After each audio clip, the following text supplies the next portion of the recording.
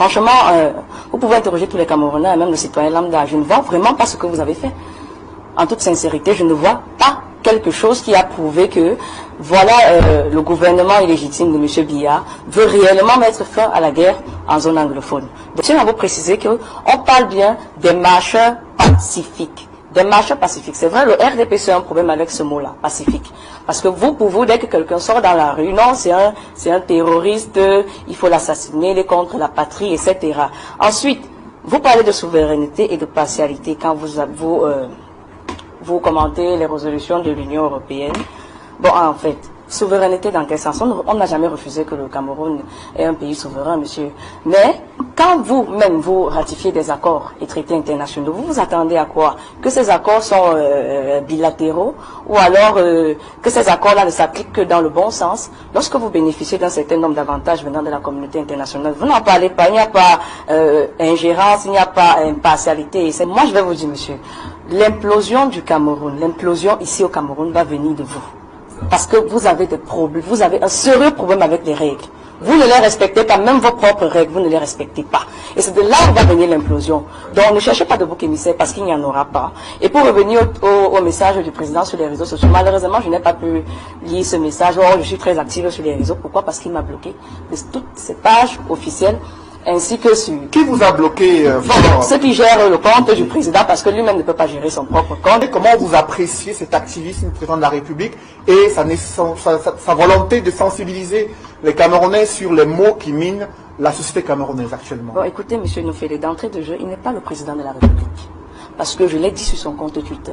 Il n'a pas gagné les élections et j'assume. Parce que nous avons des preuves. Et le moment venu, si vous voulez savoir réellement qui a gagné ces élections, organisons un recomptage de votes. Tout cela, c'est de l'hypocrisie pure et saine. Déjà, il dit démocratie alors qu'il a volé des élections qu'il n'a pas gagnées. Et j'assume, j'insiste dessus, il ne les a pas gagnées. Le Cameroun que j'aimerais avoir dans l'avenir, c'est un Cameroun sans tribalisme. Vous avez dit c'est le MRC qui a commencé avec cette histoire de tribalisme. Mais est-ce que vous avez, quand monsieur Nofélé a prononcé mon nom, vous avez entendu? Ou alors vous étiez dans les VAPS? Parce que j'ai l'impression que vous vous dites que tout le monde au MRC est américain. Alors c'est archi faux. Je vous en prie, je vous en prie, permettez. Patrick, je vous en prie, vous allez réagir. Permettez qu'elle aille jusqu'au bout, vous allez réagir après. Écoutez, monsieur Ondon, c'est que dans le RDPC, vous êtes diplômé en barbarie, c'est-à-dire dans des débats, vous ne nous laissez pas aller au bout de nos pensées. Mais franchement, essayez de vous respecter parce que vous avez quand même en face de vous une jeune qui pourrait avoir l'âge de votre fille. Donc je vous demande d'être respectueux. Donc je disais tantôt que j'aimerais avoir un Cameroun sans tribalisme. C'est-à-dire que nous savons tout ce qui a jeté les jalons de ce tribalisme au Cameroun.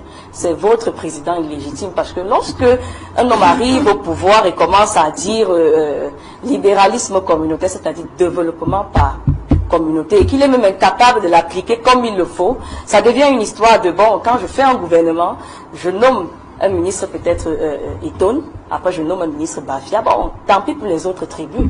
Parce que déjà, la vision du MSC à ce sujet, c'est il faudrait quitter de ce libéralisme communautaire parce que c'est ça qui accentue le tribalisme et passer à un social-libéralisme, mettre l'homme au centre des préoccupations. Parce que lorsqu'on met l'homme et non la communauté au centre des préoccupations, on est sûr que même le citoyen le plus petit pourra bénéficier des retombées, quoi que cela peut coûter, des retombées par rapport au travail du gouvernement. Alors, je peux dire quelque chose.